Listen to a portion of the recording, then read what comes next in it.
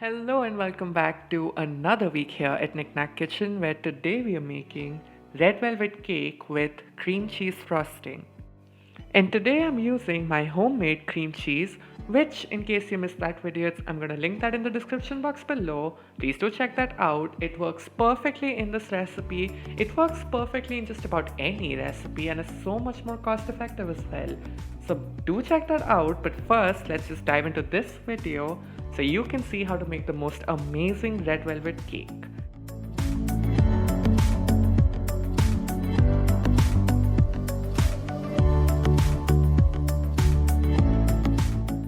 So we're going to start by first making our buttermilk, and for that I have some milk and some lemon juice, and we're just going to mix that together and let this sit for about 5 minutes.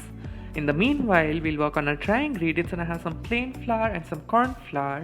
Along with that, I'm adding some baking soda and some baking powder as well. And finally, I'm going to add some cocoa powder.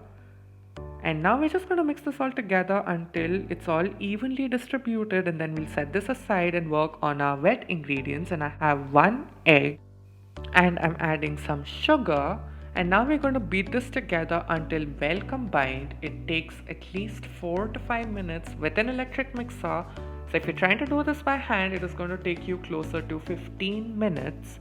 And once your egg and sugar has been combined very nicely, we're going to go ahead and add the fat, which over here is a combination of butter and oil.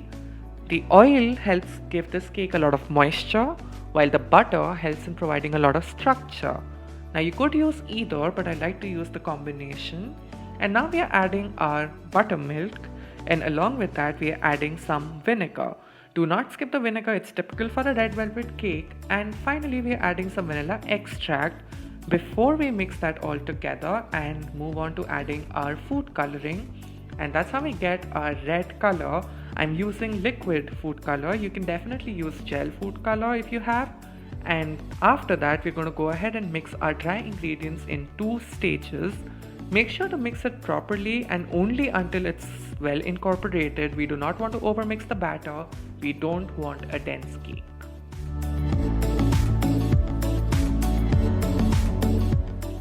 After mixing the dry ingredients, I ended up adding a little more food coloring because I felt that the color was not as pronounced. And once my batter was beautifully red, I transferred this to my prepared cake pans that are 6" in size. So in case you're using a larger cake pan, just double the recipe. And then we're going to bake this in a preheated oven for about 18 to 20 minutes.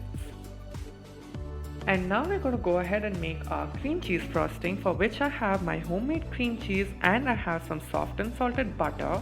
Now it's very important to ensure that both your cream cheese and your butter are at the same temperature, which is preferably room temperature, so that it combines well nicely. So first I'm mixing this with a spatula, and eventually I'm going to shift over to my electric mixer. And now we're going to beat this together until well combined, and it takes about 3 to 4 minutes. And now we're going to go ahead and add our icing sugar, and I like to do this in 2 batches. And ideally you should sift your icing sugar.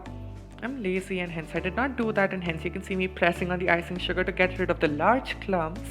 And generally I happen to get away with it, but certainly if you want to be careful, do sift your icing sugar.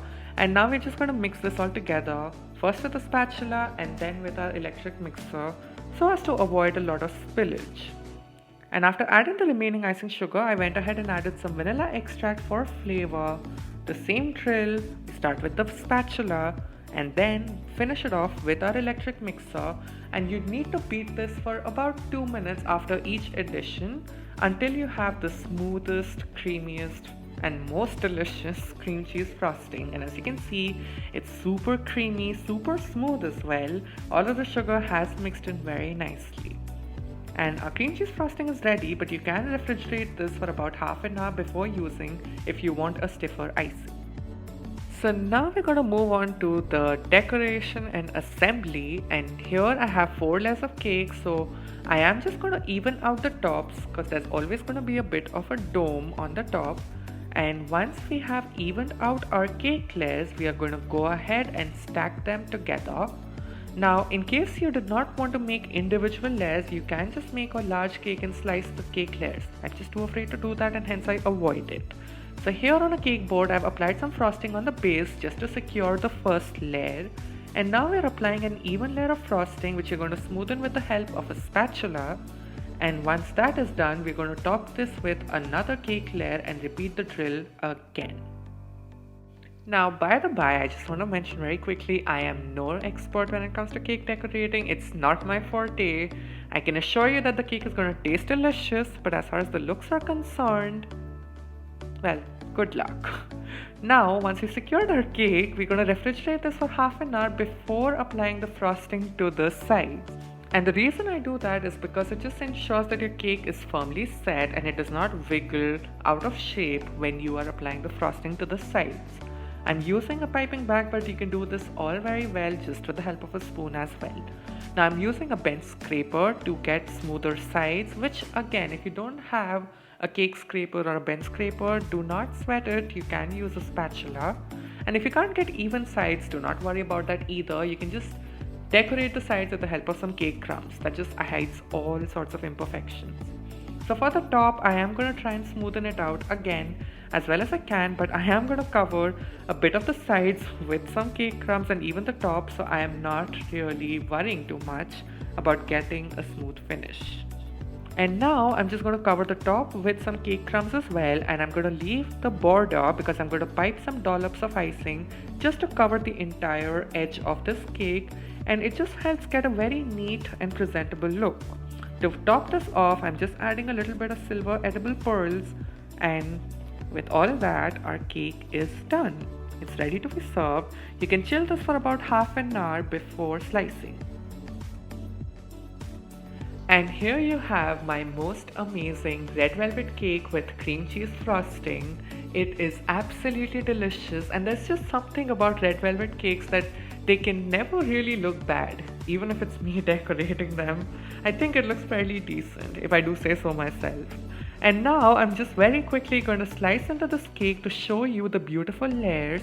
I have refrigerated the cake for about 30 to 40 minutes before slicing. It helps get very clean cuts, and here, as you can see, we have 4 layers of beautiful cake married with the perfect frosting. And the only thing left to say is I hope you give this recipe a try, and if you enjoyed this video, then please do give a like, do share and subscribe to the channel if you haven't already. And as always, thank you so very much for watching, and I'm gonna see you next week.